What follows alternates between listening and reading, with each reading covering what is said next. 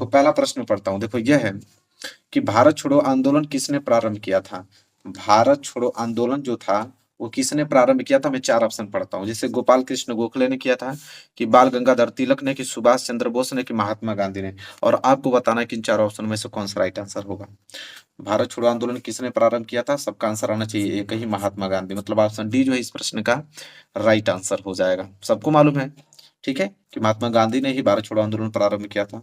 और आगे अगर हम बात करें प्रश्न नंबर दूसरे को लेकर, तो प्रश्न में दूसरा यह है कि चौरी चौरा कांड जो है किस वर्ष घटित हुआ? आपको बताना है कि चौरा चौरी जो कांड हुआ था, चौरी चौरा, तो वो किस वर्ष घटित हुआ था? 1920, 1921, 1922, 1925। हमने एक ट्रिक भी बताया था कि जैसे चौरी चौरा है तो यहाँ पे भी दो आएगा, यहाँ पे भी दो, जैसे सेम है ना, तो ये भी सेम आएगा, मतलब 1922। ठीक है, तो चौरी चौरा कांड किस वर्ष घटित हुआ? 1922। जितने बच्चे ने ऑप्शन सी दिया है बिल्कुल उनका आंसर सही है, 100%। तो इसी प्रकार आप लोगों को बताते चलना है और सारे प्रश्न आप लोगों को याद हो जाएंगे।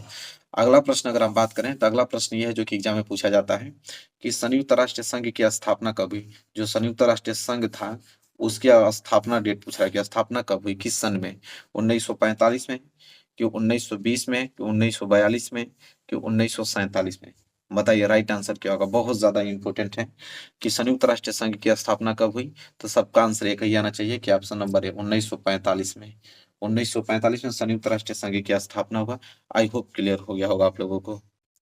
चलिए मेरे प्यारो बच्चों, अगला प्रश्न अगर हम बढ़े तो अगला प्रश्न तो और ज्यादा इंपॉर्टेंट है, नॉर्मल भी है, कि महामंदी का प्रारंभ किस वर्ष हुआ? आपको बताना पड़ेगा कि महामंदी जब आई थी तो किस सन में आई थी, उसका प्रारंभ कब हुआ, किस सन में? ऑप्शन है 1919, ऑप्शन बी 1924, अगर ऑप्शन सी की बात करें तो 1929, और ऑप्शन डी की बात करें तो 1934। और इसका राइट आंसर हो जाएगा, आप लोगों को पहले कमेंट कर लो, महामंदी का प्रारंभ किस वर्ष हुआ? ऑप्शन सी 1929 में। जो सी है इस प्रश्न का राइट आंसर हो जाएगा। ठीक है, यहाँ तक तो कंफर्म है ना। चलिए आगे बढ़ते, काउंट करते रहिएगा कितना आपने सही किया कितना गलत, क्योंकि यही एनालिसिस से मैं पता कर पाऊंगा कि मेरे चैनल पे जितने बच्चे हैं उनकी तैयारी किस प्रकार चल रही है, क्योंकि टारगेट बहुत लंबा हमने रखा है 95% का, और उसी बिहाफ पे हम अच्छे से तैयारी करा रहा हूँ। और मुझे पता चलना चाहिए कि मेरे बच्चे जो हैं कितना अच्छे से पढ़ रहे हैं। ठीक है, चलिए अगला प्रश्न देखते हैं। चलिए देखिए अगला प्रश्न जो है यह है कि सविनय अवज्ञा आंदोलन कब चलाया गया? बहुत इंपॉर्टेंट है, सविनय अवज्ञा आंदोलन कब चलाया गया? डेट पूछ रहा है आप लोगों को ना, कि जो सविनय अवज्ञा आंदोलन था वो कब चलाया गया। ऑप्शन है 1920, ऑप्शन बी 1927, और ऑप्शन सी की बात करें तो 1930, और ऑप्शन डी की बात करें तो 1935। तो ये डेट आपको याद होना चाहिए कि जो सविनय अवज्ञा आंदोलन चलाया गया मेरे प्यारे बच्चों 1930 में चलाया गया। ऑप्शन सी जो है इस प्रश्न का राइट आंसर हो जाएगा। ठीक है, याद रखिएगा, इतना ज्यादा महत्वपूर्ण ये प्रश्न है। चलिए अगर हम आगे बात करें और अगला प्रश्न देखें तो देखिए प्रश्न तो सिंपल है कि हिंद स्वराज पुस्तक के लेखक हैं। जो हिंद स्वराज ये पुस्तक है इस पुस्तक को कौन लिखा था? सरदार पटेल लिखे थे, कि बाल गंगाधर तिलक लिखे थे, कि महात्मा गांधी जी लिखे थे, कि सुभाष चंद्र बोस जी? बताना है कि हिंद स्वराज पुस्तक के जो लेखक हैं वो लेखक कौन है।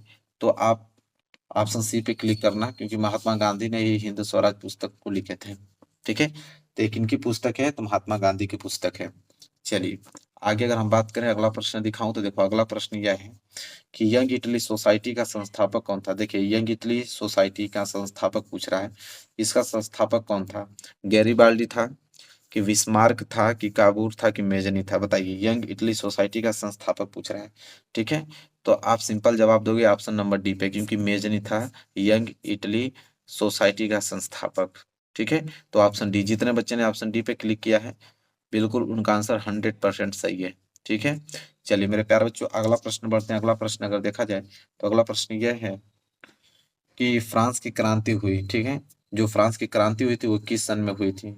ऑप्शन है 1788, option B 1789, option C 1790, option D 1787। बताइए, फ्रांस की क्रांति पूछ रहा है ना, कि फ्रांस की जो क्रांति हुई थी वो किस सन में हुई थी? तो ये डेट तो नॉर्मल बच्चा भी मालूम होना चाहिए, जो नहीं भी पढ़ता उसको भी मालूम होना चाहिए कि ऑप्शन बी होगा 1789। आप लोग तो हालांकि रेगुलर के स्टूडेंट हो, आप लोगों को तो पूरा याद ही होगा। ठीक है, चलिए आगे बात करते हैं। अब देखो यहाँ पे ये पूछ रहा है कि जब फ्रांस की क्रांति 1789 में हुई, तो ये प्रश्न उसी से रिलेटेड है कि जब 1789 में जो फ्रांस है वो किस प्रकार का राज्य था? 1789 में फ्रांस किस प्रकार का राज्य था? असीमित राजतंत्र था, कि सीमित राजतंत्र था, कि प्रजातंत्र था, कि गणतंत्र था? बताइए क्या होगा राइट आंसर। 1789 में फ्रांस किस प्रकार का राज्य था? तो मेरे प्यार बच्चों आप ऑप्शन बी पे क्लिक करोगे, क्योंकि सीमित राजतंत्र था। ठीक है, सीमित राजतंत्र था। ऑप्शन बी जो इस प्रश्न का राइट आंसर हो जाएगा। चलिए, ये भी प्रश्न क्लियर हो गया ना। अगला प्रश्न देखते हैं। देख लो मेरे प्यारे बच्चों, अगला प्रश्न। अगला प्रश्न यह है कि महात्मा गांधी ने असहयोग आंदोलन कब आरंभ किया। देखिए, ये बहुत इंपॉर्टेंट प्रश्न है कि महात्मा गांधी ने असहयोग आंदोलन कब आरंभ किया था, आपको बताना है। 1919 में, ऑप्शन बी 1920 में, ऑप्शन सी 1922 में, ऑप्शन डी जो है 1923 में। बताइए राइट आंसर क्या होगा। कि महात्मा गांधी ने असहयोग आंदोलन पूछ रहा है ना, तो देखिए असहयोग आंदोलन जो उन्होंने प्रारंभ किया था वो 1920 में किया था। इस डेट को आप लोग याद रखना, क्योंकि यह प्रश्न बहुत बार एग्जाम में आ चुका है, मतलब हर साल एग्जाम को इस पुटअप करता है। ठीक है, तो ये डेट आप लोग भूलिएगा मत। चलिए अगला प्रश्न बताइए क्या है। अगला प्रश्न पढ़िए कि भारतीय राष्ट्रीय कांग्रेस की जो स्थापना हुई कब हुई थी। भारतीय राष्ट्रीय कांग्रेस की स्थापना पूछ रहा है। ठीक है, कि भारतीय राष्ट्रीय कांग्रेस की जो स्थापना हुई कब हुई थी। ऑप्शन है 1885 में, ऑप्शन बी की बात करें तो 1904 में, और ऑप्शन सी की अगर हम बात करें तो 1857 में, अगर ऑप्शन डी की बात करें तो 1855 में। तो आपको बताना है कि भारतीय राष्ट्रीय कांग्रेस की स्थापना कब हुई, तो आप एक ही डेट करोगे 1885 में। ऑप्शन ए जो है इस प्रश्न का राइट आंसर हो जाएगा। ठीक है, चलिए जितने बच्चे ने अगर आप ए दिया है उनका आंसर बिल्कुल सही है। आप लोग काउंट करते रहना, लास्ट में जरूर आप लोगों को शेयर करना है, क्योंकि हर एक बच्चे का मैं कमेंट पढ़ता हूँ और उस पर रिप्लाई भी करता हूँ। अगर उसका परफॉर्मेंस अच्छा रहता है तो मैं उसको बधाई भी देता हूँ। चलो अगला देखें। अगला प्रश्न है कि प्रथम विश्व युद्ध का प्रारंभ कब हुआ था। बहुत इंपोर्टेंट प्रश्न है। ठीक है, तो बताओ कि प्रथम विश्व युद्ध जो हुआ था उसका प्रारंभ कब हुआ। 1914 में, 1939 में, 1919 में, ऑप्शन डी 1942 में। तो बताओ क्या होगा राइट आंसर कि जो प्रथम विश्व युद्ध हुआ था, ठीक है, उसका प्रारंभ कब हुआ था। ऑप्शन ए पे क्लिक करना। 1914, ये डेट आप लोग दिमाग में एकदम फिट कर लेना कि 1914 में प्रथम विश्व युद्ध हुआ था। ठीक है, इतना ज्यादा इंपॉर्टेंट प्रश्न है मेरे प्यारे बच्चों, और अच्छे तरीके से इन प्रश्नों को याद कर लेना, कभी भूलना ना। ठीक है, और आगे हम बात करें तो देख लो ये प्रश्न है क्या है कि संयुक्त राष्ट्र संघ का मुख्यालय कहाँ पर स्थित है। संयुक्त राष्ट्र संघ जो है उसका मुख्यालय पूछ रहा है कि उसका मुख्यालय कहाँ होगा। क्या मतलब कहाँ पे स्थित है। वाशिंगटन में होगा, जिनेवा में, कि न्यूयॉर्क में, कि ऑस्ट्रिया में। बताइए। Washington, Geneva, New York, Austria. क्या है, संयुक्त राष्ट्र संघ का मुख्यालय कहाँ पर स्थित है। सिंपल जवाब दोगे कि न्यूयॉर्क में स्थित है। कहाँ पे, न्यूयॉर्क में। ऑप्शन सी जो है इस प्रश्न का राइट आंसर हो जाएगा। ठीक है मेरे प्यारे बच्चों, सिंपल प्रश्न है, सारे प्रश्न सिंपल है, सब करके चले आओगे। मैं बता गारंटी देता हूँ कि पूरे करके चले आओगे, बस आप रेगुलर पढ़ते रहो। अगला प्रश्न देखते हैं। देख लो अगला प्रश्न यह है, निम्नलिखित में से कौन सा देश जो है केंद्रीय शक्तियों में सम्मिलित था। बताना कि इन चारों ऑप्शनों में से कौन सा ऐसा देश है जो केंद्रीय शक्तियों में क्या था, सम्मिलित था। ब्रिटेन था, कि फ्रांस था, कि जर्मनी था, कि रूस था। बताओ कि इन चारों देशों में से कौन सा ऐसा देश है जो केंद्रीय शक्तियों में सम्मिलित था। तो ऑप्शन सी पे क्लिक करना है, क्योंकि जर्मनी जो था वो केंद्रीय शक्तियों में क्या था, सम्मिलित था। ठीक है, चलो मेरे प्यारे बच्चों ये प्रश्न आप लोग क्लियर हो गया। अगला प्रश्न दिखाते हैं। ये प्रश्न याद रखना, बहुत लोग भूल जाते हैं कि केंद्रीय शक्तियों में कौन सा देश सम्मिलित था, तो जर्मनी। अगला प्रश्न देखो। अगला प्रश्न यह है कि फ्रांस में गणतंत्र की घोषणा किस वर्ष हुई। देखो गणतंत्र की घोषणा, बहुत लोग कमेंट करते हैं कि नहीं सर, देखो घोषणा एक होता है स्थापना। बार बार मैं आप लोगों को समझाता हूँ कि आपको क्वेश्चन बुक में जो है गलत दिया है। Option 1815, option B 1830, option D C 1848, option D 1871। देखो अगर स्थापना पूछेगा तो आप 1848 देना, अगर घोषणा पूछेगा तो आप 1815 देना, क्योंकि पहले घोषणा होगा तब ना स्थापना होगा। तो यहाँ पे घोषणा पूछा ना कि स्थापना, तो घोषणा 1815, स्थापना 1848। ये याद रखना, बहुत लोग कमेंट करते हैं नहीं सर आपने गलत बता दिया है, तो इस बात को आप कंफर्म कर लेना। ठीक है, चलो अगला प्रश्न देखो। अगला प्रश्न क्या है। अगला प्रश्न मेरे प्यारे बच्चों यह है, जो इंपॉर्टेंट प्रश्न है कि नेपोलियन की पराजय कब हुई। जो नेपोलियन था उनका पराजय किस सन में हुआ था, आप लोगों को बताना है। 1814 में, 1815 में, 1816 में, 1817 में। ठीक है, इंपॉर्टेंट प्रश्न है कि नेपोलियन का पराजय कब हुआ। आप सिंपल जवाब दोगे ऑप्शन बी पे, क्योंकि 1815 में ही आप लोगों का नेपोलियन का जो हुआ था पराजय हुआ था। ठीक है, 1815, ऑप्शन बी जो इस प्रश्न का राइट आंसर हो जाएगा। ये सारे प्रश्न नॉर्मल, इतने नॉर्मल है कि बहुत बार पढ़ चुके हो तुम, बस प्रैक्टिस करके चले जाओ, एग्जाम में एक भी प्रश्न बचेगा नहीं, मैं गारंटी देता हूँ। चलो 17वां प्रश्न है। देखो जर्मनी के एकीकरण में मुख्य भूमिका किसकी थी। जर्मनी का जो एकीकरण हुआ उसमें अगर मुख्य भूमिका अगर हम पूछे कि मुख्य भूमिका किसकी थी, option A auto von Bismarck की थी, कि काइजर विलियम प्रथम की थी, कि हिटलर की थी, कि मेथसिनी की थी। बताओ। जर्मनी के एकीकरण में मुख्य भूमिका पूछ रहा है कि मुख्य भूमिका किसकी थी, तो ऑप्शन ए पे क्लिक करना है, क्योंकि सबसे ज्यादा अगर भूमिका निभाया था तो ऑटो वन बिस्मार्क ने। ठीक है, ऑप्शन ए जो इस प्रश्न का राइट आंसर हो जाएगा। ठीक है मेरे प्यारे बच्चों, चलो ये भी प्रश्न क्लियर हो गया। अगला प्रश्न देखते हैं। देखो अगला प्रश्न क्या है। अगला प्रश्न यह है कि जूसेफ मेसनी द्वारा स्थापित गुप्त संगठन था। Young Italy, young France, young Prussia, young Germany. मतलब कहने का मतलब यह है कि जो जूसेफ मेसनी था उसने एक संगठन, गुप्त संगठन स्थापित किया था, और उसका नाम क्या रखा था वो बताइए। यंग इटली की, यंग फ्रांस की, यंग प्रसा की, यंग जर्मनी, बताइए। तो देखो इसका हो जाएगा राइट आंसर ए, क्योंकि यंग इटली उसका नाम था। तो जूसेफ मेसनी द्वारा स्थापित गुप्त संगठन था कौन, तो यंग इटली था। ठीक है, चलो ये भी प्रश्न क्लियर हो गया ना। देखो कितना नॉर्मल प्रश्न है, आसानी से इसका जवाब आपने दे दिया। चलो अगला प्रश्न देखो। अगला प्रश्न यह है कि असहयोग आंदोलन का मुख्य कारण क्या था। ठीक है, मतलब किस कारण की वजह से असहयोग आंदोलन हुआ था। ठीक है, वही उसका मुख्य कारण पूछ रहा है। रोलेक्ट एक्ट, प्रथम विश्व युद्ध, खिलाफत आंदोलन की द्वितीय विश्व युद्ध, बताओ। असहयोग आंदोलन का जो मुख्य कारण था वो क्या था। वेरी वेरी मोस्ट इंपोर्टेंट है। तो आप जवाब दोगे कि खिलाफत आंदोलन था, क्योंकि खिलाफत आंदोलन के बाद ही आप लोगों का असहयोग आंदोलन प्रारंभ हुआ। मुख्य कारण यही था, खिलाफत आंदोलन। ठीक है, चलो ये भी प्रश्न आपने क्लियर कर लिया, सिंपल प्रश्न था। अगला प्रश्न देख लो। अगला प्रश्न यह है मेरे प्यारे बच्चों कि महात्मा गांधी दक्षिण अफ्रीका से वापस कब लौटे। महात्मा गांधी थे, वो दक्षिण अफ्रीका से भारत कब लौटे थे, किस सन में लौटे थे, बताओ। 1914, 1915, 1918, 1919, बताओ राइट आंसर क्या होगा। कि महात्मा गांधी जो थे दक्षिण अफ्रीका से वापस कब लौटे थे। सिंपल जवाब दोगे ऑप्शन बी, क्योंकि ये डेट तो सबको मालूम होना चाहिए कि 1915 में वो दक्षिण अफ्रीका से भारत लौटे थे। ठीक है, ये भी प्रश्न क्लियर हो गया ना। तो ये सारे प्रश्न नॉर्मल है, कोई दिक्कत नहीं है, सारे प्रश्नों का जवाब दे दोगे आप लोग। और अगला प्रश्न देख लो कि जर्मनी को किस वर्ष एक स्वतंत्र राज्य घोषित किया। ये प्रश्न इंपॉर्टेंट, थोड़ा ध्यान देना, बहुत बच्चे इसको याद नहीं कर पाते हैं कि जर्मनी को किस वर्ष स्वतंत्र राज्य घोषित किया गया। 1871 में, 1872 में, 1876 में, 1880 में, बताओ क्या होगा राइट आंसर। देखो ये प्रश्न इंपॉर्टेंट है कि जर्मनी को किस वर्ष स्वतंत्र राज्य घोषित किया गया। तो मेरे प्यारे बच्चों ये डेट याद रखना, 1871 में, इस डेट को भूलना मत। ठीक है, क्योंकि सभी बच्चे से अच्छा नंबर लाना है तो इस प्रश्न को याद करना पड़ेगा, क्योंकि ये प्रश्न जब एग्जाम में आएगा तो बहुत सारे बच्चे इस प्रश्न को छोड़ देंगे और आप उनसे बेहतर अंक ला पाओगे इन प्रश्नों को करके। तो ये भी प्रश्न क्लियर हो गया। ठीक है, चलो अगला प्रश्न देखते हैं। देख लो अगला प्रश्न क्या है। अगला प्रश्न यह है कि इटली का एकीकरण किसके नेतृत्व में किया गया। कह रहा है कि जो इटली का एकीकरण हुआ वह किसके नेतृत्व में किया गया। ज्यूसेफे गैरिबाल्डी के, कि ऑटो वन बिस्मार्क के, कि नेपोलियन के, कि विलियम प्रथम के, बताओ। इटली का जो एकीकरण हुआ वो किसके नेतृत्व में किया गया, आपको बताना है। बहुत प्यारा प्रश्न है।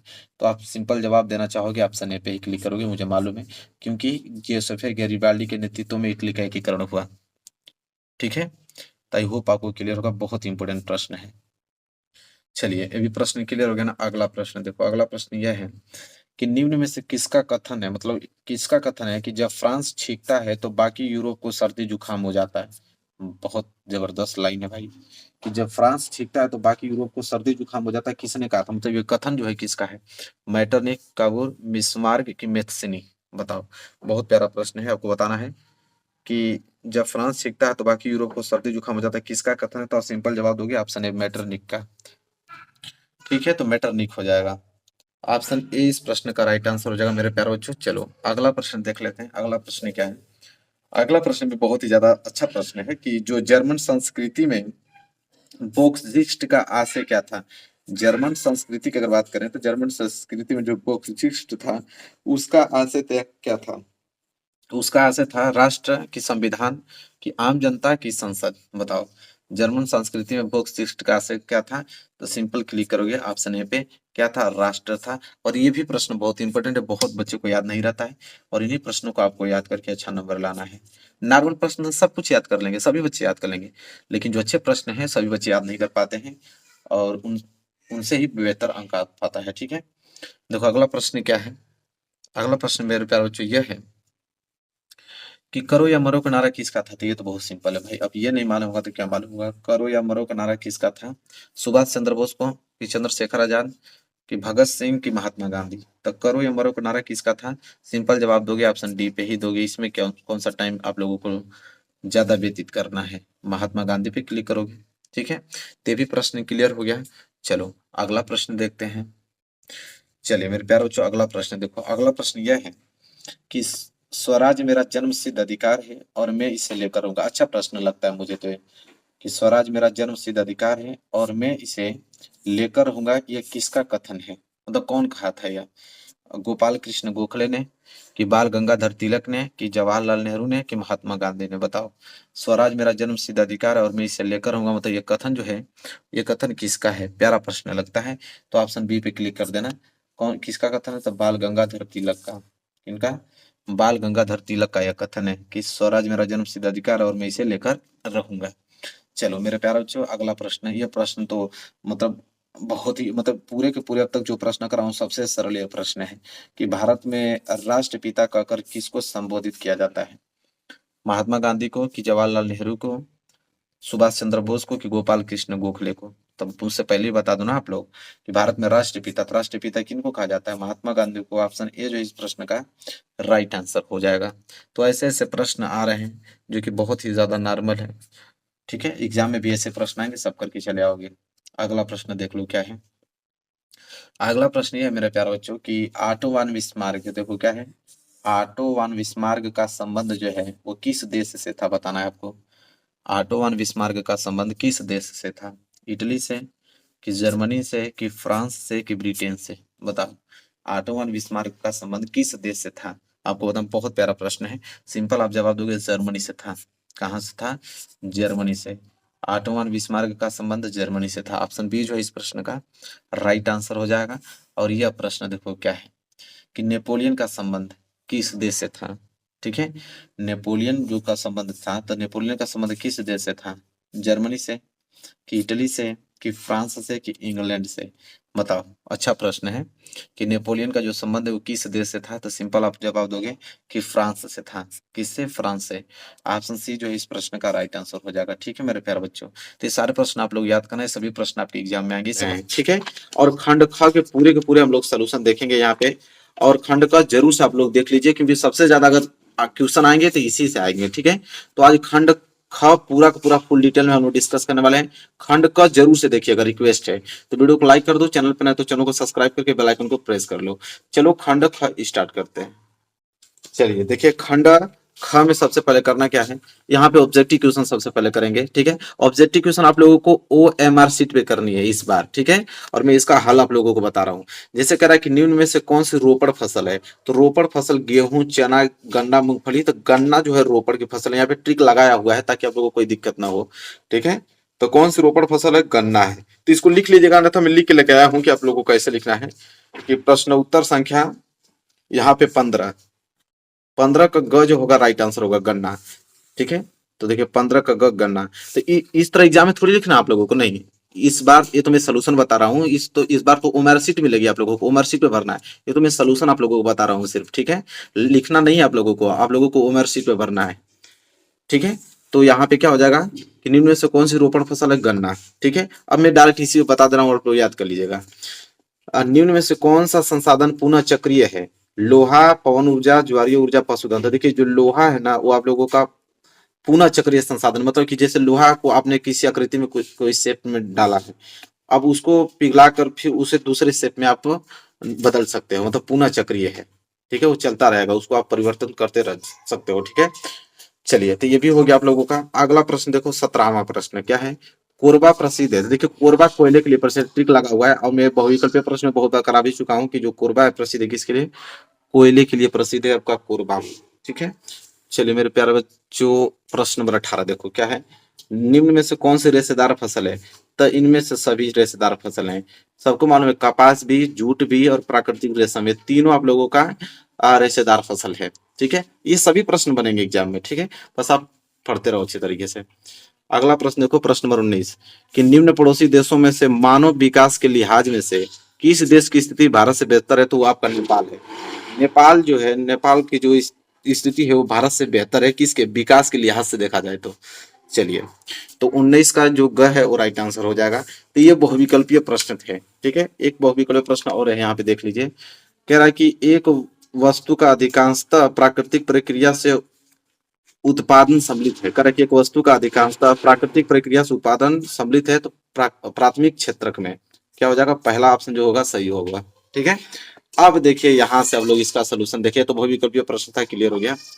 अब यहाँ से प्रश्न हम लोग देखेंगे अति लघु उत्तरीय प्रश्न। ठीक है, very short answer type question. क्या है क्वेश्चन नंबर 21 कि अपुनः चक्रीय प्राकृतिक संसाधन किसे कहते हैं, कोई दो उदाहरण दीजिए। तो चलिए देखते हैं कि अपुनः चक्रीय प्राकृतिक संसाधन क्या होता है। चलिए देखिए, प्रश्न उत्तर संख्या 21 डालेंगे, इस तरह लिखेंगे अपुनः चक्रीय प्राकृतिक संसाधन, हेडिंग रहेगी मेन हेडिंग, और इसमें लिखेंगे कि ये संसाधन लंबी भूवैज्ञानिक समयावधि के माध्यम से बनते हैं। कह रहा है कि जो अपुनः चक्रीय प्राकृतिक संसाधन होते हैं वो लंबी भूवैज्ञानिक समय अवधि के माध्यम से बनते हैं, बहुत लंबे समय से। ठीक है, और कह रहा है ये संसाधन एक बार प्रयोग करने पर समाप्त हो जाते हैं। ठीक है, एक बार अगर आपने उसका प्रयोग कर दिया तो वो समाप्त हो जाएंगे, अतः इन्हें पुनः प्रयोग में नहीं लाया जा सकता है। और इस प्रकार के संसाधनों में आपके खनिज आते हैं और जीवाश्म ईंधन आते हैं। जैसे जीवाश्म ईंधन हुआ, खनिज हुआ, उसको एक बार आप यूज कर लोगे तो दोबारा यूज नहीं होगा। जैसे पेट्रोलियम है, पेट्रोल एक बार खर्च हो जाता है तो दोबारा आपको आ जाएगा क्या उसमें से, नहीं। तो ये सब अपुनः चक्रीय प्राकृतिक संसाधन कहलाते हैं। ठीक है, क्लियर हो गया आप लोगों का प्रश्न नंबर 21। ठीक है, अब देखो प्रश्न नंबर 22। प्रश्न नंबर 22 मेरे प्यारे विद्यार्थियों यह है कि अर्थव्यवस्था के असंगठित क्षेत्र के श्रमिकों की कोई दो समस्याएं लिखिए। कोई दो समस्या लिखना मैं दिखा देता हूँ यहाँ पे, देखिए कोई दो समस्या लिखना है। अर्थव्यवस्था के असंगठित क्षेत्र के श्रमिकों की कोई दो समस्याएं लिखिए। तो देखिए इसका लिखेंगे प्रश्न उत्तर संख्या 22, यहाँ पे प्रश्न उत्तर संख्या 22। चलिए, तो पहला लिखेंगे कि असंगठित क्षेत्र के श्रमिकों की आय जो है वो संगठित क्षेत्र के श्रमिकों की आय से क्या होती है, कम होती है। जो असंगठित क्षेत्र के श्रमिक का आय होगा ना, वो संगठित क्षेत्र के श्रमिक की आय से क्या होगा, कम होता है, पहला। दूसरा लिखेंगे असंगठित क्षेत्र में रोजगार की गारंटी न होने के कारण रोजगार का स्वरूप अस्थायी होता है। ठीक है, तो हमको दो ही समस्या पूछा था अर्थव्यवस्था के असंगठित क्षेत्र का, और दोनों समस्या हमने बता दिया, मतलब प्रश्न नंबर 22 भी क्लियर हो गया। ठीक है, चलिए मेरे प्यारे बच्चों, अब प्रश्न नंबर 23 की तरफ देखते हैं। देखिए प्रश्न नंबर 23 क्या है। देखिए प्रश्न नंबर 23 बोला यह कि अर्थव्यवस्था का कौन सा क्षेत्र लोगों को सर्वाधिक रोजगार प्रदान करता है। चलिए जानते हैं कि अर्थव्यवस्था को कौन सा क्षेत्र ऐसा है जो लोगों को सर्वाधिक रोजगार प्रदान करता है। तो लिखेंगे प्रश्न उत्तर संख्या 23 का आंसर कि अर्थव्यवस्था का जो प्राथमिक क्षेत्रक है वो सर्वाधिक लोगों को रोजगार प्रदान करता है। कौन सा क्षेत्रक, प्राथमिक क्षेत्रक, याद रखिएगा। ठीक है, तो ये प्रश्न नंबर 23 भी क्लियर हो गया।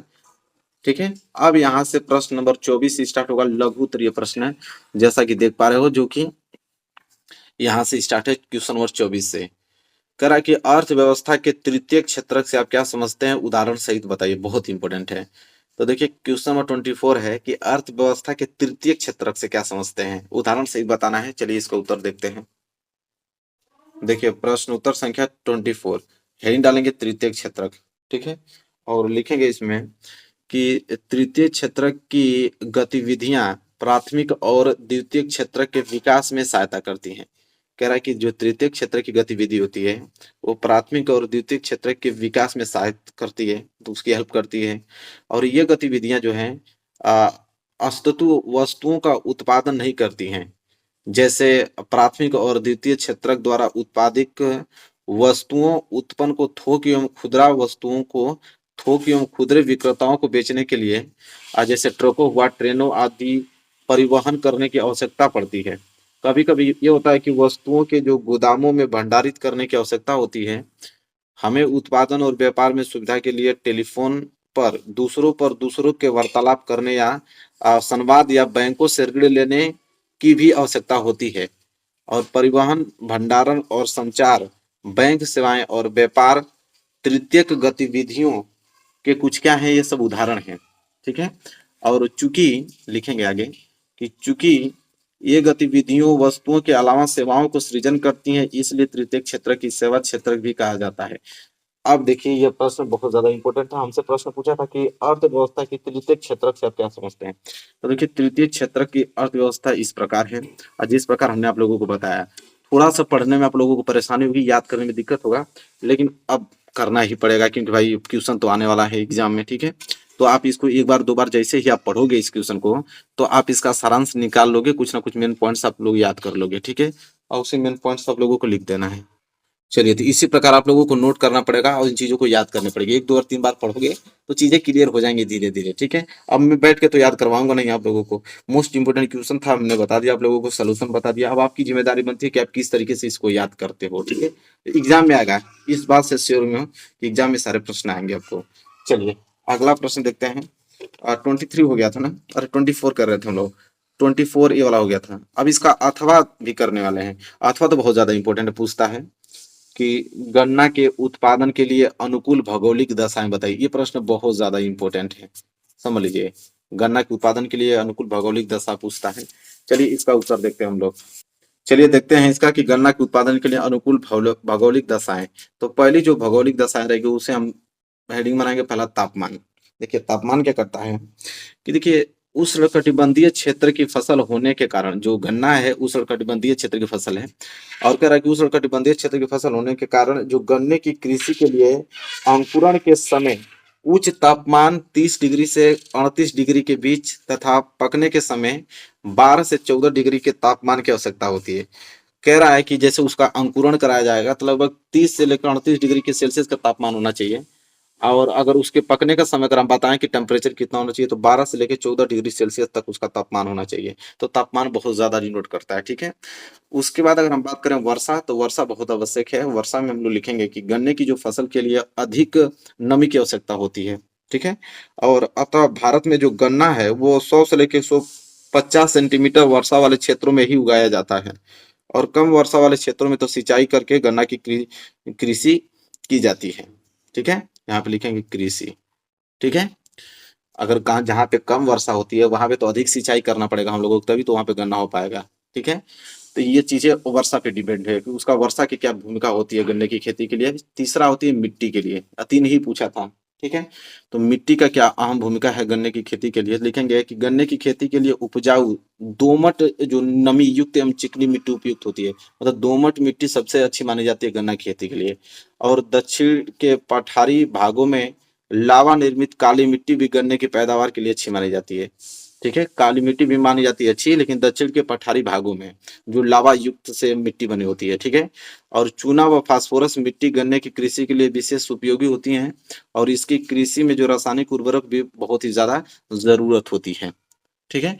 तो ये आप लोगों का पूरा पूरा भौगोलिक 3 दशा पूछा था, तीनों भौगोलिक दशाओं का हमने वर्णन किया। और ये प्रश्न बहुत ज्यादा इंपॉर्टेंट है, इतना याद रखिएगा, ये प्रश्न 100% आपके एग्जाम में आएंगे, ठीक है। तो अगर हम बात करें 24 का अथवा भी हमने कर दिया, ठीक है। 24 का अथवा वाला भी प्रश्न हो गया। अब हम देखने वाले हैं 25। 25 है कि ऊर्जा के परंपरागत स्रोत किसे कहते हैं, उदाहरण सही सब बताइए। देखिए ये प्रश्न बहुत ज्यादा इंपॉर्टेंट है, हर बार आया, इस बार भी आएगा। ऊर्जा के परंपरागत स्रोत किसे कहते हैं। चलिए प्रश्न नंबर 25 का हम लोग सोल्यूशन देखते हैं। देखिए मेरे प्यारे बच्चों, प्रश्न नंबर 25, ठीक है। पूछा था कि ऊर्जा के परंपरागत स्रोत किसे कहते हैं, ठीक है। लिखेंगे कि भारत जो है, भारत पेट्रोलियम की प्राकृतिक उपस्थिति से संबंधित घटनाएं, टर्शियरी युग की शैल संरचनाओं की अपनति अर्थात एक दूसरे के विपरीत दिशा में झुकी भूपरतें व भ्रंश ट्रेपों से जुड़ी हैं। कह रहा है कि भारत की जो पेट्रोलियम की प्राकृतिक उपस्थिति है वो कुछ संबंधित घटनाएं जैसे टर्सरी युग की शैल संरचनाओं की अपनति, मतलब एक दूसरे के विपरीत दिशा में झुकी भूपरतें एवं भ्रंश ट्रेपों से जुड़ी हुई हैं। जैसे तेल धारक परत, संरंध्र चूना पत्थर या बालू पत्थर की होती हैं, जिसमें से तेल प्रवाहित हो सकता है। बात करें आगे कि भारत में कुल पेट्रोलियम का लगभग 63% भाग जो है मुंबई हाई से, और 18% भाग गुजरात से, और 16% भाग असम से प्राप्त होता है, ठीक है। अंकलेश्वर गुजरात का सबसे महत्वपूर्ण तेल उत्पादक क्षेत्र है, और असम भारत का सबसे पुराना तेल उत्पादक राज्य है।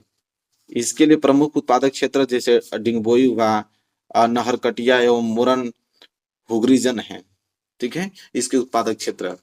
और अगली हेडिंग हम लोग डालेंगे कि ऊर्जा के परंपरागत साधन क्या क्या हैं। तो देखिए इनमें लकड़ी, कोयला, पेट्रोलियम, प्राकृतिक गैस तथा विद्युत आदि सम्मिलित होते हैं, तथा इनके पुनः निर्माण में हजारों वर्ष लग जाते हैं। अतः ये अपनी प्रकृति में सीमित और अनवकरणीय होते हैं, ठीक है। देखिए प्रश्न आपके क्वेश्चन बैंक में भी मिल जाएगा। ये प्रश्न का सलूशन हमने किताब से लिया है, ठीक है। और जब इसको आप क्वेश्चन बैंक से इसका सलूशन देखोगे तो इसमें भी आप लोगों को कुछ अलग तरीके से इसको समझाया गया है, कुछ अलग वर्डों में, ठीक है। तो यह मैं आप लोग, ठीक है, तो वहां से भी लिख सकते हैं और ये वाला आप सलूशन भी लिख सकते हो, ठीक है।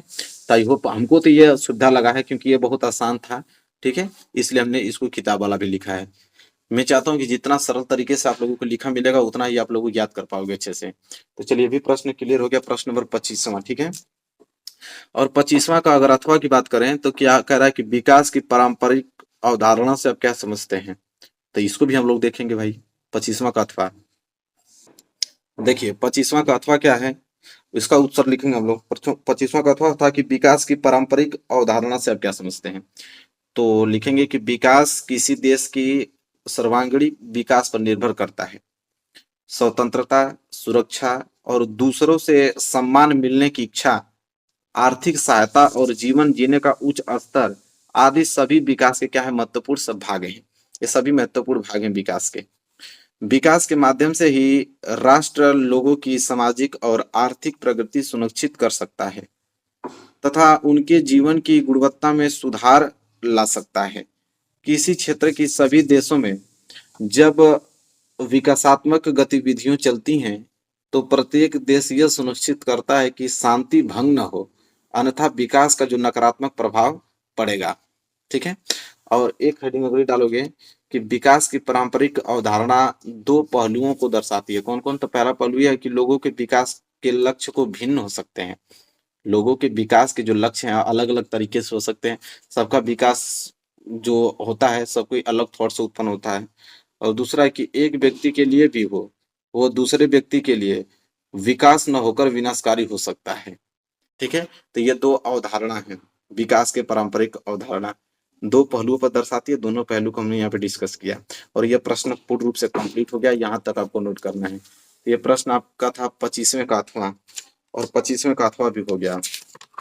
आगे बात करेंगे तो अब दीर्घ आ गया प्रश्न, दीर्घ उत्तरीय है जो कि आप लोगों को 6 नंबर के लिए प्रश्न पूछे जाएंगे आपके एग्जाम में, ठीक है। अब 25 क्वेश्चन नंबर 26 सबसे ज्यादा इंपॉर्टेंट प्रश्न यह है एग्जाम के दृष्टिकोण से, इस बार 100% आपके एग्जाम में आने वाला है कि प्राकृतिक संसाधन क्या है, इनके संरक्षण की आवश्यकता क्यों है। और 6 नंबर के लिए प्रश्न आता है, ठीक है। तो चलिए देखते हैं प्राकृतिक संसाधन क्या है और इसके संरक्षण की आवश्यकता क्यों पड़ती है। चलिए मेरे प्यारे बच्चों, सबसे पहले हेडिंग डालेंगे प्राकृतिक संसाधन। लिखेंगे कि प्रकृति द्वारा प्रदान किए गए सभी पदार्थ जो मनुष्य के लिए उपयोगी होते हैं प्राकृतिक संसाधन कहलाते हैं। कह रहा जो प्रकृति से हमें प्राप्त कोई भी संसाधन है जिसका उपयोग हम मनुष्य के लिए उपयोग होता है, जिससे हम उसका उपयोग कर सकते हैं, वो सारी चीजें प्राकृतिक संसाधन के अंतर्गत आएंगी। जैसे मिट्टी हुआ, जलवायु, वनस्पति, खनिज, वर्षा, ऊर्जा, सभी हम लोगों के काम आती हैं। ये सभी प्राकृतिक संसाधन कहलाएंगे। कह रहा है कि सभी प्राकृतिक संसाधन है ये सभी जो मनुष्य के लिए उपयोगी हैं। भारत में भूमि एक महत्वपूर्ण प्राकृतिक संसाधन है। भारत में भिन्न भिन्न प्रकार के उच्चवावच भूआकृति जैसे जलवायु व वनस्पति पाई जाती हैं। इसके कारण अगर बात करें तो भारत के विभिन्न क्षेत्रों में अनेक प्रकार की मिट्टियां भी पाई जाती हैं। तो मिट्टियों के विकास में योगदान भी उनका मिलता है। उसी मैदान में जलोढ़ मिट्टी, दक्षिणी प्रायद्वीप भाग में काली मिट्टी पाई जाती है, लाल मिट्टी, तथा अगर हिमालय के क्षेत्र में अगर हम बात करें तो वनीय एवं पर्वतीय मिट्टी मिलती है। राजस्थान में, गुजरात में बात करें तो मरुस्थलीय मिट्टी, तथा पश्चिमी घाट में बात करें तथा पूर्वी घाट एवं राजमहल पहाड़ियों में लेटराइट मिट्टी पाई जाती है। और मिट्टी प्रकृति द्वारा प्राप्त संसाधनों में एक है। समस्त जीवधारी प्रत्यक्ष तथा परोक्ष रूप से अपने जीवन के लिए मिट्टी पर ही क्या होते हैं, निर्भर होते हैं, ठीक है। यहाँ तक आपको नोट करना है। इसके बाद हमसे संरक्षण भी पूछा था, तो अगली हेडिंग हम लोग डालेंगे कि संसाधनों का संरक्षण किस प्रकार किया जाए। तो संसाधनों का संरक्षण में लिखेंगे कि विकास के क्रम में सामाजिक, आर्थिक और पर्यावरणीय समस्याओं से बचने के लिए संसाधनों का संरक्षण एवं उनका जो विवेकपूर्ण उपयोग अत्यधिक आवश्यक है। वर्ष अगर 1987 में ब्रटलैंड कमीशन रिपोर्ट में संसाधन संरक्षण की आवश्यकता का व्यापक रूप से उल्लेख किया गया था। कब? 1987 में। कौन सा संसाधन संरक्षण था, इनका नाम याद रख लीजिए। ब्रटलैंड कमीशन रिपोर्ट संसाधन संरक्षण की आवश्यकता का जो व्यापक रूप में उल्लेख किया गया था और इस उद्देश्य की जो पूर्ति के लिए सतत विकास की अवधारणा को भी उचित बताया गया है, ठीक है। तो ये था आप लोगों का प्राकृतिक संसाधन, और ये क्वेश्चन बहुत ज्यादा इंपॉर्टेंट है, जितना हो सके उतना लिखकर 2 बार 3 बार 4 बार जितना हो सके उतना बार प्रैक्टिस कर लीजिएगा इन क्वेश्चनों की। ठीक है, ये सारे क्वेश्चन आएंगे आपके एग्जाम में। ये प्रश्न भी कंप्लीट हो गया। अगर अगला प्रश्न बात करेंगे तो 26वां का था कि भारत में कृषि के महत्व पर एक संक्षिप्त टिप्पणी लिखिए, वेरी वेरी मोस्ट इंपोर्टेंट। देखिए दोनों प्रश्न अगर तैयार है तो दोनों में से 100% एक प्रश्न आप लोगों के एग्जाम में आएगा।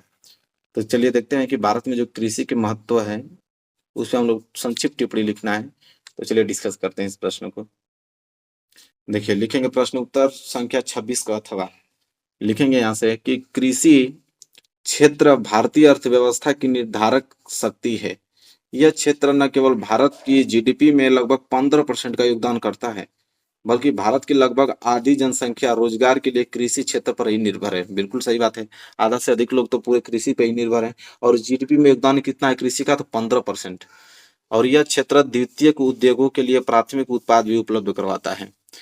ठीक है, अगली हेडिंग आप डालोगे कि कृषि का राष्ट्रीय अर्थव्यवस्था, उसका रोजगार और उत्पादन में योगदान क्या है। ठीक है, तीनों हम लोग एक साथ ही डिस्कस करने वाले हैं। लिखेंगे कि जो कृषि है भारतीय अर्थव्यवस्था का प्रमुख आधार है। सकल घरेलू उत्पाद में कृषि के योगदान का अनुपात जो है 1951 से निरंतर घटते, मतलब घटने के उपरांत भी यह देश की लगभग कितना 54.6% जनसंख्या के लिए रोजगार और आजीविका का ये क्या है, साधन है। कृषि का जो सकल घरेलू उत्पादन में घटता अंश गंभीर चिंता का विषय है, क्योंकि कृषि में किसी भी प्रकार की गिरावट और प्रगतिरोध अर्थव्यवस्था के अन्य क्षेत्रों में गिरावट लाएंगे तो समाज के लिए क्या होगा, वो व्यापक माना जाएगा। ठीक है, कृषि के महत्व को अगर समझते हुए अगर भारत सरकार ने इसके आधुनिकीकरण के लिए अगर भरसक प्रयास किए जाएंगे, क्योंकि भारतीय कृषि में जो सुधार के लिए भारतीय कृषि और अनुसंधान परिषद व कृषि विद्यालय की जो स्थापना हुई है, पशु चिकित्सा सेवाएं और पशु प्रजनन केंद्र की स्थापना, बागवानी विकास, मौसम विकास और मौसम पूर्वानुमान के क्षेत्र में अनुसंधान और विकास को वरीयता दी गई है। ठीक है, तो देखिए पूरी की पूरी हमने अच्छे तरीके से डिटेल में इसको लिखा है। जिस प्रकार आप लोगों को किताब में लिखा गया है पूरा हूबहू हमने उस प्रकार लिखा है अरेंज कर कर। और आप लोगों को तो पूरा याद होगा नहीं, कभी भी किसी को याद नहीं होता है पूरा। इसी को आपको 1 2 बार 2 बार पढ़ना है, 3 बार, इसी के कुछ चीजें आपको ये दिमाग में चलेंगी, उसी को आप लोगों को हेडिंग बनाना है और कुछ मेन पॉइंट्स को हाईलाइटेड करना और अपने से बना के लिख देना। यही तरीका होता है सामाजिक विज्ञान याद करने का। आपको लग रहा है क्या कि जितना लिखा गया आप याद कर पाओगे? आप क्या याद करोगे, मैं भी नहीं याद कर पाऊंगा ये पूरा। मुझे भी लिखना होगा तो मैं यही अब सोचूंगा कि यह प्रश्न इंपॉर्टेंट है, ये एग्जाम में आने वाला है, तो उसकी हेडिंग याद करूंगा और इसके कुछ मेंस पॉइंट्स याद करूंगा। और ये प्रश्न कहना क्या चाहता है, जैसे कृषि के बारे में, कृषि के बारे में कुछ चीजें हम लोगों को पॉइंट्स बना के लिखना है, जाके एग्जामिनर उसको देखे अच्छा नंबर दे। इसी प्रकार याद किया जाता है सारी चीजें। तो कहने का मतलब है कि जितना प्रश्न मैं आपको बता रहा हूँ तो रट्टा नहीं मारना है, उसको समझना है और चीजों को। हेडिंग तो पूरी याद होनी चाहिए आप लोगों की, हेडिंग अच्छी होनी चाहिए और कुछ मेंस पॉइंट्स अच्छे होने चाहिए। ठीक है, पूरा आंसर मिल जाएगा आप लोगों का। ठीक है, चलिए अगला प्रश्न देखते हैं। प्रश्न नंबर 26 हो गया। प्रश्न नंबर 27 कह रहा है कि वैश्वीकरण किसे कहते हैं, वैश्वीकरण को संभव बनाने वाले कारक को बताइए। बहुत ज्यादा इंपॉर्टेंट है वैश्वीकरण। ठीक है, ये भी इंपॉर्टेंट है। तो चलिए देखते हैं वैश्वीकरण किसे कहते हैं और उसको संभव बनाने वाले कौन कौन से कारक हैं उसको भी देखेंगे। देखिए प्रश्न उत्तर संख्या 27 लिखेंगे कि अधिक विदेश व्यापार और अधिक विदेशी निवेश के कारण विभिन्न देशों के बाजारों एवं उत्पादनों में एकीकरण हो रहा है। ठीक है, कह रहा है कि विभिन्न देशों के बीच परस्पर संबंध और तीव्र एकीकरण की प्रक्रिया ही वैश्वीकरण कहलाती है। कह रहा है कि दो देशों के, अगर अलग अलग देशों के बीच अगर संबंध की बात करें और एकीकरण की प्रक्रिया की बात करें, वही आप लोगों का वैश्वीकरण कहलाता है। वैश्वीकरण की प्रक्रिया को बढ़ावा देने में बहुत निम्नलिखित कारक महत्वपूर्ण हैं, जिसमें से पहला आपका उदारीकरण। लिखेंगे कि सरकार द्वारा व्यापार अवरोधकों को हटाने की प्रक्रिया को हम उदारीकरण कहते हैं। किसको? करा सरकार द्वारा व्यापार अवरोधकों को हटाने की प्रक्रिया को उदारीकरण कहते हैं। और उदारीकरण के कारण अनेक देशों के बीच जो व्यापार तथा निवेश को बढ़ावा मिला है। व्यापार जो है, व्यापार के उदारीकरण के व्यापारियों को मुक्त रूप से निर्णय लेने की अनुमति मिल जाती है और इससे क्या होता है कि जो आयात और निर्यात को क्या मिलता है, बढ़ावा मिलता है। ठीक है, तो उदारीकरण में आप लोगों की हेडिंग बना के आप लोगों को लिखना है। दूसरी अगर हेडिंग की बात करेंगे तो बहुराष्ट्रीय कंपनियां हेडिंग डालेंगे आप। ठीक है, दूसरा कारक है बहुराष्ट्रीय कंपनियां। लिखेंगे इसमें कि बहुराष्ट्रीय कंपनियां वैश्वीकरण की प्रक्रिया में मुख्य भूमिका निभा रही हैं। विभिन्न देशों के बीच अगर अधिक से अधिक वस्तुओं और सेवाओं, निवेश और प्रौद्योगिकियों का आदान प्रदान हो रहा है, और इससे जो विश्व के अधिकांश भाग हैं वो एक दूसरे की अपेक्षा अधिक पास आ रहे हैं। ठीक है, अगर सुविधा दोगे अपने देशों से अलग देशों में, तो अगर जो चीज उस देश में नहीं आपके पास है, तो उससे एक दूसरे में एकता बनेगी, वो चीजें आपके निर्यात आयात करेंगे। ठीक है, आदान प्रदान चीजें करेंगे, आपके पास जो नहीं होगा वहां से लेंगे, उनके पास जो नहीं होगा वो आपके यहाँ से लेंगे। ठीक है, अगला है उन्नत प्रौद्योगिकी। इसमें लिखेंगे कि वैश्वीकरण को उत्प्रेरित करने में औद्योगिकी में तीव्र उन्नति का महत्वपूर्ण योगदान रहा है। कह रहा है कि परिवहन में उन्नति से दो देशों के बीच जो दूरी है कम हो गई है। सूचना एवं प्रौद्योगिकी के विकास से वैश्वीकरण को बढ़ावा मिला है और दूर संचार, कंप्यूटर और इंटरनेट के क्षेत्र में प्रगति हुई है।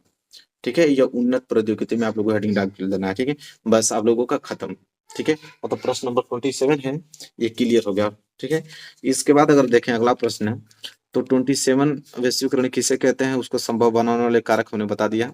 अगला है अथवा, क्या है कि उपभोक्ता के अधिकारों पर एक निबंध लिखिए। देखिए बहुत प्यारा प्रश्न है, 6 नंबर के लिए आता है कि उपभोक्ता के जो अधिकार हैं वो कौन कौन से अधिकार हैं, उस पर हम लोगों को एक निबंध लिखना है। 6 नंबर के लिए प्रश्न आते हैं, चलिए उसको देखते हैं। चलिए देखिए, तो प्रश्न उत्तर संख्या 27 का अथवा डालेंगे या लिखेंगे यहाँ पे। ठीक है, कि उपभोक्ता के अधिकारों का वर्णन जो किया था 1986 के उपभोक्ता सुरक्षा कानून में तथा 1991 और 1993 के संशोधनों में किया गया है। उपभोक्ताओं के मुख्य अधिकार जो है निम्नलिखित हैं। ठीक है, अधिकार पूछा था अलग अलग, तो पहला अधिकार तो हम लोग डालेंगे कि सुनवाई का अधिकार। ठीक ठीक है, 6 नंबर के लिए प्रश्न है, टोटल 6 अधिकार हम लोग डिस्कस करने वाले हैं। पहला सुनवाई का अधिकार, इसमें लिखेंगे कि उपभोक्ताओं को अनुचित सौदेबाजी और शोषण के विरुद्ध क्षतिपूर्ति मांगने का अधिकार है। यदि एक उपभोक्ता को कोई क्षति पहुंचाई जाती है तो क्षति की मात्रा के आधार पर उसे क्षतिपूर्ति पाने का भी अधिकार होता है। बिल्कुल सही बात कह रहे हैं। इस कार्य को पूरा करने के लिए जो सुनवाई का अधिकार है सभी उपभोक्ताओं को दिया गया है। बिल्कुल, बहुत अच्छी लैंग्वेज में चीजें लिखी गई हैं कि सुनवाई का अधिकार होना ही चाहिए। बिल्कुल, तो आई होप आपको क्लियर हो गया होगा पहले। ठीक है, एक बार दो बार पढ़ोगे तो सारी चीजें क्लियर हो जाएंगी। और दूसरा जो है वो कौन सा अधिकार है, तो उपभोक्ता शिक्षा अधिकार है। इसको देखेंगे कि उपभोक्ता शिक्षा अधिकार क्या है।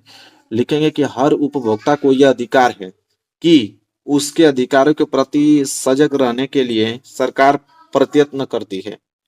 उसे बाजार में मिलने वाली विभिन्न वस्तुओं के गुण दोषों की जानकारी होनी चाहिए। बिल्कुल ठीक, जिससे वह वस्तुओं की खरीदने से पहले उस जानकारी का प्रयोग कर सकते हैं। बिल्कुल, शिक्षा अधिकार होना ही चाहिए। आप लोगों को इतनी नॉलेज होनी चाहिए कि कोई भी वस्तु आप खरीद रहे हो तो उसके बारे में आपको पहले से ही जानकारी होनी चाहिए। इतना आप लोगों का शिक्षा का अधिकार होना चाहिए।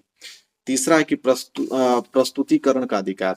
अब प्रस्तुतिकरण का अधिकार क्या होता है कि हर उपभोक्ता को यह अधिकार है कि वह विभिन्न संस्थाओं एवं संगठनों के सामने अपनी समस्याओं को प्रस्तुत कर सके और यह संगठन उसे उसकी समस्याओं के समाधान में मदद कर सके। बिल्कुल सही बात है, हर एक कोई भी समस्या है उसका एक संगठन समस्याओं को प्रस्तुत कर सके और संगठन उसकी समस्याओं को समाधान में मदद कर सके। ठीक है, यह प्रस्तुतिकरण का अधिकार होता है। आगे अगर हम बात करें तो सुरक्षा का अधिकार। सुरक्षा का अधिकार में हम लोग लिखेंगे कि उपभोक्ता को यह अधिकार दिया गया है कि ऐसी सभी वस्तुओं को बिक्री से अपना बचाव कर सके जो उनके जीवन और संपत्ति के लिए हानिकारक हो सकती हैं। ठीक है, सुरक्षा का अधिकार भी होना चाहिए। हर एक व्यक्ति को यह अधिकार है कि जो उसके जीवन के लिए बहुत ही ज्यादा हानिकारक है वो उसको बिक्री न कर सके, वो उसको बचाव मतलब बेच ना सके, ना उसको खरीद सके। ठीक है, जो उसके जीवन के लिए नुकसानदेह है। फिर अगला है सूचना का अधिकार। और सूचना के अधिकार में लिखेंगे कि उपभोक्ता को यह अधिकार दिया गया है कि वह खरीदी जाने वाली वस्तु की गुणवत्ता, मात्रा, शुद्धता और मूल्य आदि के विषय में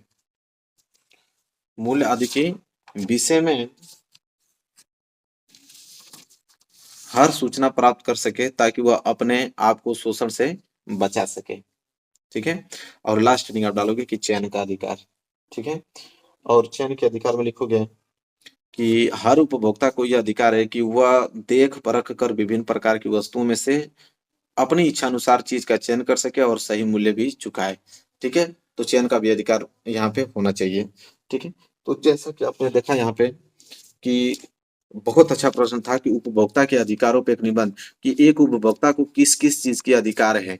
तो 6 टोटल अधिकार हमने बताया कि कोई भी एक उपभोक्ता है उसको 6 अधिकार प्राप्त हैं, और 6 अधिकारों हमने अच्छे तरीके से आपको बता दिया। और ये प्रश्न नंबर 27 क्लियर हो गया। अब देखेंगे प्रश्न नंबर 28, और प्रश्न नंबर 28 मानचित्र है। चलिए तो फटाफट मैप ले लेते हैं और इन सभी प्रश्नों को हम लोग करेंगे।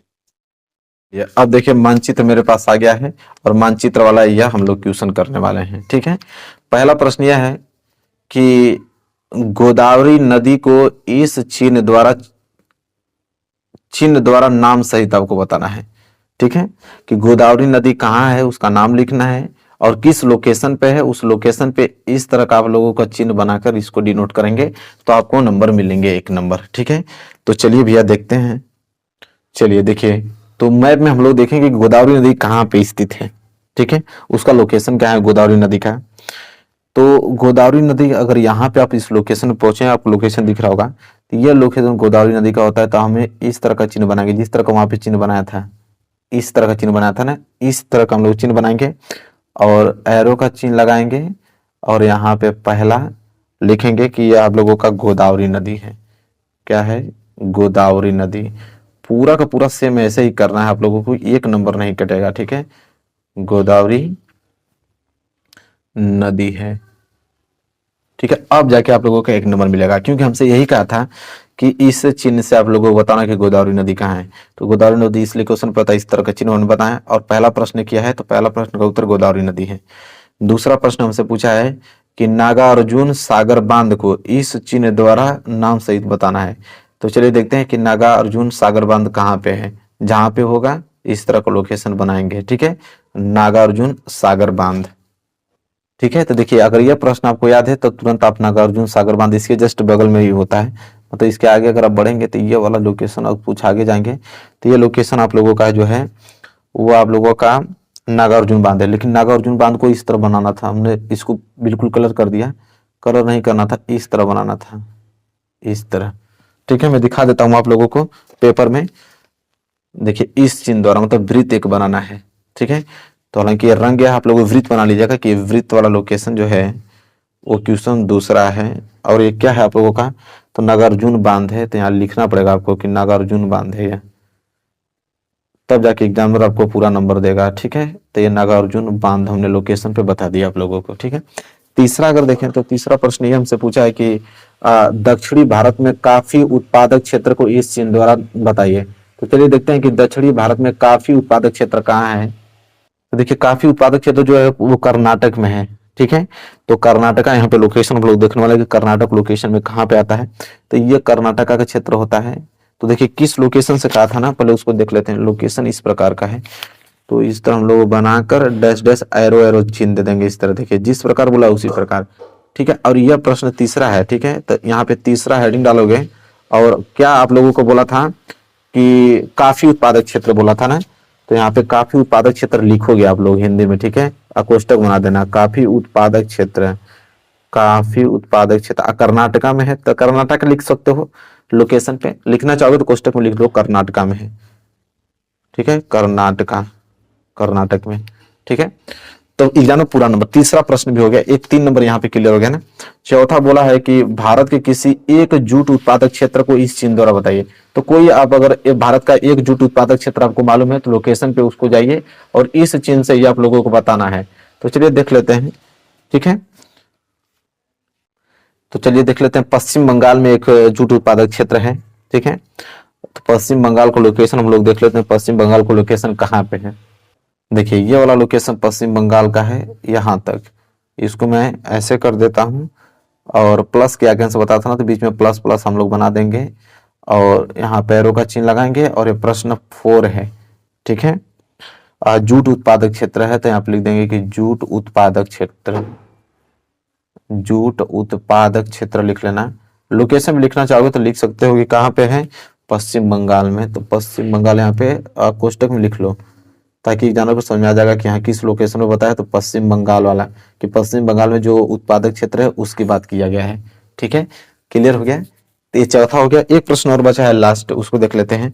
कह रहा है कि कोच्चि बंदरगाह इस चिंदोरा नाम बताइए। कोच्चि बंदरगाह जो है वो किस लोकेशन पर स्थित है। ठीक है, तो देखिए इसका सिंपल यहाँ पे नीचे जब आओगे, ये लोकेशन आप देख पा रहे होगे, ये वाला लोकेशन, ये लोकेशन जो है वो कोच्चि बंदरगाह का है। आप एरो का चिन्ह लगाओगे, लिख दोगे कि कोच्चि बंदरगाह है, कोच्चि बंदरगाह, बंदरगाह है। और पांचवा है तो यहाँ पांचवा लिख दोगे। ठीक है, तो देखो पांचों का पांचों हमने लोकेशन आप लोगों को मानचित्र पर बता दिया, और यही 5 नंबर के प्रश्न आते हैं।